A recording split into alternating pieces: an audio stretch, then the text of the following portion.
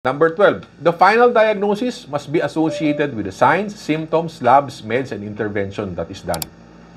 It's very simple. Okay?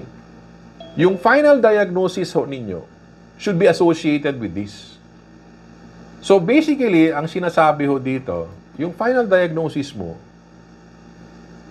kasi signs, symptoms, labs, meds, and intervention. Yan yun, di ba? Ang basis mo bago mo gawin yan is yung CPG.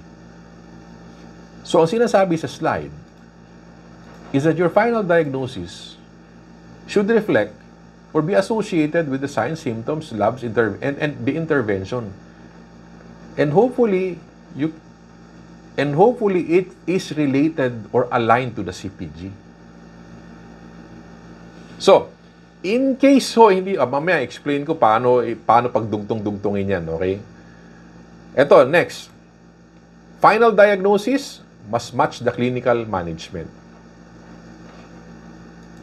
Ano ba yan, Doc Ben? Common sense naman yan. Alam nyo? Okay?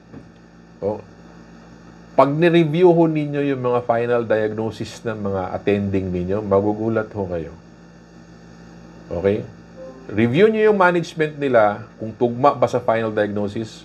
And I tell you, there is a certain percentage that it will not make sense. And you will wonder, what happened? Ano nangyari kay Doc? Biglang nagkaganito ito. Okay? They blame it on the residents, they blame it on other things, or they blame it in their inefficiency. Whatever it is, PhilHealth doesn't care. Kasi sinabit mo na yan, pinirmahan mo. Pagka pinirmahan mo na yan at may nakita sila sa audit, okay, they will now process that based on wherever it is.